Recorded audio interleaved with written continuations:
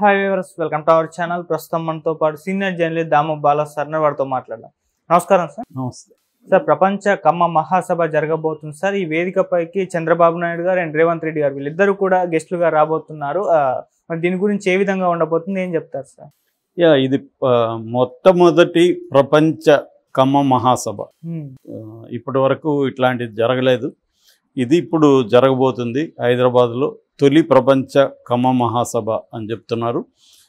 ఇది వచ్చి కమ్మ global federation అనే ఒక సంస్థ ఉంది హైదరాబాద్లో. ఆ సంస్థ కండక్ట్ చేయబోతుంది.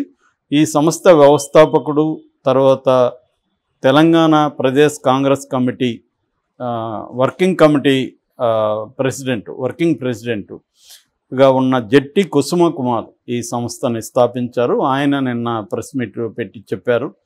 ఇందులో ప్రధానంగా దీనికి చీఫ్ గెస్ట్గా వెంకయ్య నాయుడు వస్తున్నారు.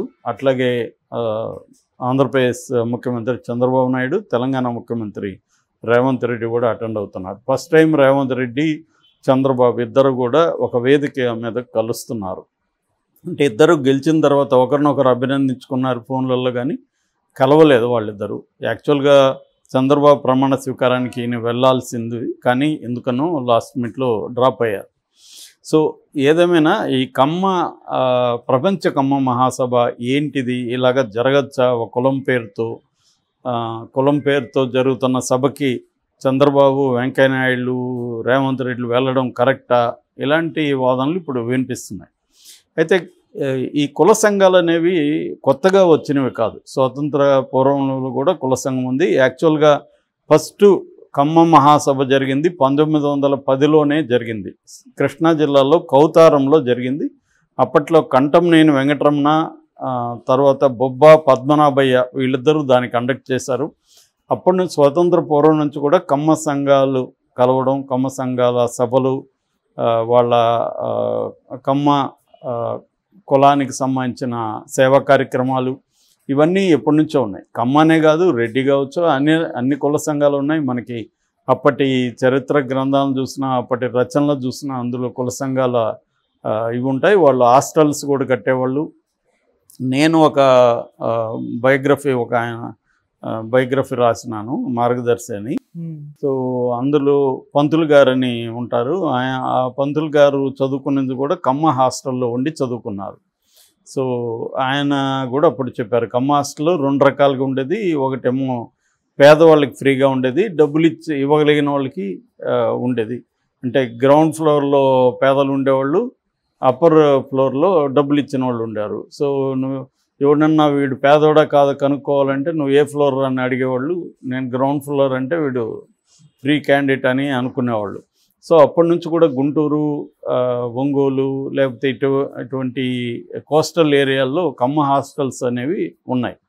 సో కమ్మ సంఘాలు అనేవి అప్పటి నుంచి ఉన్నాయి. అయితే ఇప్పుడు ఇది జరగడం కొంత విచిత్రం అని చెప్పాలి. ఎందుకంటే ఈ మధ్యకాలంలో కమ్మాస్ ఆర్గనైజేషన్ బాగా పెరిగింది. ముఖ్యంగా జగన్ వచ్చిన తర్వాత కమ్మలందరికీ ఒక రకమైన థ్రెట్ ఫీల్ అయిన సందర్భం కూడా మనం చూసాం. ఎందుకంటే జగన్ చంద్రబాబుని దెబ్బ కొట్టడం, ఇటు రామోజీరావుని గట్టిగా వేసుకోవడం, ఎప్పుడు రామోజీరావు మీద ఇప్పటి వరకు కేసులు పెట్టి ఇట్లా చేసింది ఎవరు లేదు.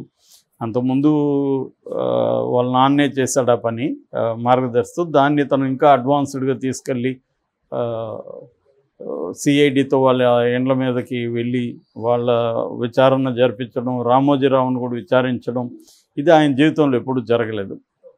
సో ఇలాగ కమ్మ ఐకాన్స్ వీళ్ళు ఈ కమ్మ ఐకాన్స్ మీద చేయడం అనేది మొత్తం ప్రపంచ కమ్మ వాళ్ళు థ్రెట్గా ఫీల్ అయ్యారు. సో ప్రధానంగా ఏంటంటే కమ్మ మనకు తీసుకున్నప్పుడు వీళ్ళు క్రీస్తు పూర్వం నుంచి ఉన్నారు అనేది చెబుతారు. ముఖ్యంగా కొత్త బావాయి చౌదరి 3 సంపుటాల కమ్మ వారి చరిత్ర రాశారు. ఆ తర్వాత నాకు తెలిసిన మంచి పుస్తకం అంటే న్యూ క్యాపిటలిస్ట్ ఇన్ ఇండియా అని హరీష్ దామోదరన్ రాశాడు. దాంట్లో ఆయన ఇండియా వైజ్గా కూడా ఏ కులాలు చారిత్రకంగా క్యాపిటలిస్టులుగా మారుతూ వచ్చారు అన్న ఒక పరిణామాన్ని ఆయన చెప్పాడు. అది ఆంధ్రప్రదేశ్లో కమ్మాస్ అండ్ రెడ్డిస్, తర్వాత క్షత్రియాసు, కాపులు, చివరికి ఫైనల్గా దళితులు, వీళ్ళు ఎట్లా క్యాపిటలిస్ట్గా వచ్చారనేది ఆయన వివరంగా వివరించారు. కొన్ని కేస్ స్టడీస్ కూడా ఆయన చెప్పారు అందులో.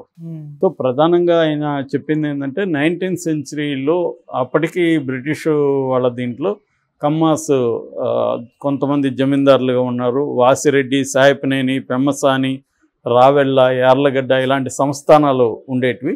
సో ప్రధానంగా కమ్మాస్ దగ్గర ల్యాండ్ ఉండేది. 20% కమ్మ పాపులేషన్లో 80% ల్యాండ్స్ వాళ్ళ దగ్గరే ఉన్నాయి. ఓవరాల్గా కమ్మ పాపులేషను మొత్తం జనాభాలో ఉమ్మడి ఆంధ్రప్రదేశ్లో 5 నుంచి 6% కంటే ఎక్కువ లేదు. కానీ బలంగా ల్యాండెడ్ వీళ్ళు. ఆ టైంలో 2 పరిణామాలు జరిగాయి. ఒకటేమో అప్పటి వరకు ల్యాండ్ అంతా ఎట్లా ఉండేదంటే పంటలకు మాత్రమే ట్యాక్స్ ఉండేది. ఏ పంటలు పండిస్తే ఆ పంటలకి ట్యాక్స్ ఉండేది. దాన్ని రైతువారి సిస్టమ్ కింద కార్నవాలిస్ తీసుకొచ్చాడు. దాంట్లో ఏమైందంటే ల్యాండ్స్ అన్నిటినీ కొలిచి ల్యాండ్ ఓనర్ ఎవరు నీట్గా రికార్డ్స్ క్రియేట్ చేయడం, నీకు 10 ఎకరాలు ఉంటే ఈ 10 ఎకరాలకి ఎకరాకి ఎంత ట్యాక్స్ అనేది క్లియర్గా ఫిక్స్ చేయడం, ఇవన్నీ చేశారు. అదే సమయంలో కాటన్, సర్ ఆర్థర్ కాటన్, ఆయన ఇంజనీరు, ఆయన ఇవి డ్యామ్స్ అవి కట్టాడు. బ్యారేజెస్ అవి కృష్ణా బ్యారేజ్ కావచ్చు, రాజమండ్రి దగ్గర ధవళేశ్వరం దగ్గర బ్యారేజ్ కావచ్చు. దీనివల్ల ఏంటంటే ఆనకట్టలు కట్టినప్పుడు వాటర్ ఒక దగ్గర స్టోర్ చేసి వాటిని పంటలకి వదలడం అనేది చేశారు. అదే ఆయన బ్రిటిష్ రెవెన్యూ పెంచడం కోసం చేసినప్పటికీ అది కమ్మాస్కి బాగా ఉపయోగపడింది. ఆల్రెడీ ల్యాండ్ వీళ్ళ దగ్గర ఉండడం, ఈ ల్యాండ్ని కొలిచి పంటలు కాకుండా ల్యాండ్కి ఫిక్స్ ట్యాక్స్ చేయడం, వాటర్ అందుబాటులోకి రావడం. దీంతో వీళ్ళు ఏమయ్యారంటే కమర్షియల్ క్రాప్స్, క్యాష్ క్రాప్స్ అంటారు వాటిని. అంటే నీళ్ళు మందు కావచ్చు, పొగాకు కావచ్చు, కాటన్ కావచ్చు, పసుపు కావచ్చు, ఇలాగా రకరకాల కమర్షియల్ క్రాప్స్, తిండి గింజలు కాకుండా కమర్షియల్ క్రాప్స్ పండించడం. దానివల్ల పెద్ద ఎత్తున ఉత్పత్తి జరగడం. ఎందుకంటే ఏ పంట పండించినా ట్యాక్స్ ఒకటే కాబట్టి కమర్షియల్ క్రాప్స్. ఆ క్రాప్ పంటల నుంచి వచ్చిన ఉత్పత్తిని వాళ్ళు అమ్ముకోవాల్సి రావడంతో వాళ్ళు పక్కన టౌన్స్కి ట్రేడింగ్లకి వీళ్ళే ఎంటర్ అవ్వడం. ఆ తర్వాత ఈ అగ్రో బేస్డ్ ఇండస్ట్రీలకు కూడా కమ్మాస్ ఎంటర్ అయ్యారు.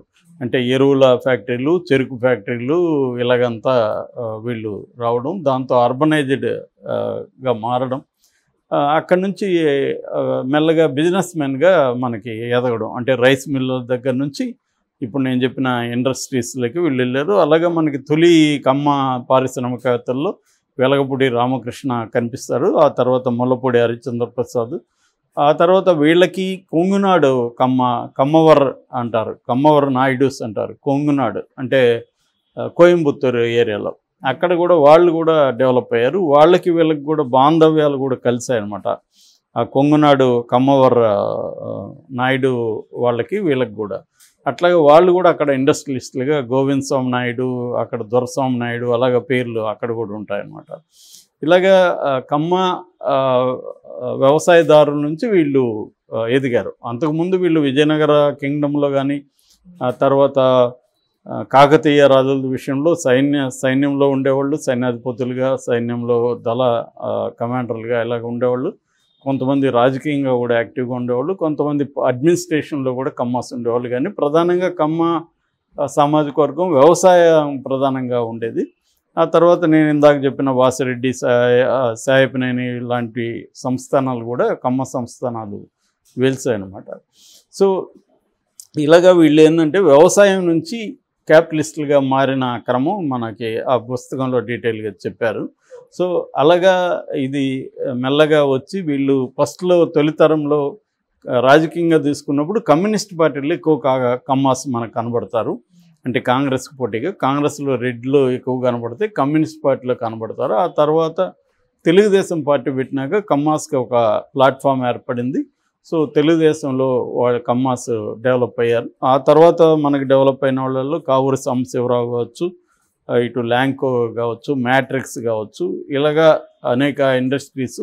తర్వాత మనకి వీళ్ళు అమర్రాజా బ్యాటరీ వాల్స్, గల్లా రామచంద్రరావు కావచ్చు, ఇలాగే ఎదుగుతూ మనకి వచ్చాయి. దాని తర్వాత చంద్రబాబు వచ్చిన తర్వాత అప్పటికే న్యూ ఎడ్యుకేషన్ రిఫార్మ్స్ అవన్నీ డెవలప్ అయినాయి చంద్రబాబు పీరియడ్కి. సో ఈ న్యూ రిఫార్మ్స్ ఇవన్నీ ఉపయోగించుకొని కమ్మ లాబీ ప్రపంచవ్యాప్తంగా విస్తరించింది. యాక్చువల్గా 1960sలోనే కమ్మాసు అమెరికా వెళ్ళడం, కెనడా వెళ్ళడం ఇవన్నీ సాధ్యమైంది.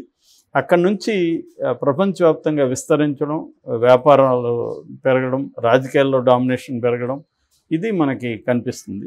సో దీని నుంచి ఇప్పుడు ఈ కమ్మ మహాసభ అనేది కూడా వీళ్ళ లక్ష్యాలు చూసుకున్నప్పుడు, ఒకటి మేధో సంపదని, ఇంటలెక్చువల్ ప్రాపర్టీస్ని ఎక్స్చేంజ్ చేసుకోవడం, రెండు కమ్మ కుటుంబాల సమాచారాన్ని స్థిరీకరించడం, అంటే ఒక డైరీ లాంటిది ఫామ్ చేసి కమ్మ కుటుంబాలంతా ఐక్యంగా ఇన్ఫర్మేషన్ తీసుకోవడం, తర్వాత వెనుకబడిన కుటుంబాలకి హెల్ప్ చేయడం, కమ్మాస్లోనే వెనుకబడిన కుటుంబాలకి రాజకీయ సాధికారతను, అంటే ఏ పార్టీలో కమ్మాస్ ఉన్నా కూడా ఆ పార్టీలలో కమ్మ రిజర్వేషన్లు కోరుకోవడం, కమ్మాస్కి ఎక్కువ రాజకీయాల్లో సీట్లు తీసుకురావడం, ఇవన్నీ కూడా వీళ్ళ లక్ష్యాలు. అట్లాగే రూరల్లో స్కిల్ డెవలప్మెంట్ పెట్టి రూరల్ పీపుల్కి, అంటే కమ్మ కాకపోయినా కూడా పేదలకి కొంత చేద్దాం అనేది కూడా వీళ్ళు ప్రకటించారు.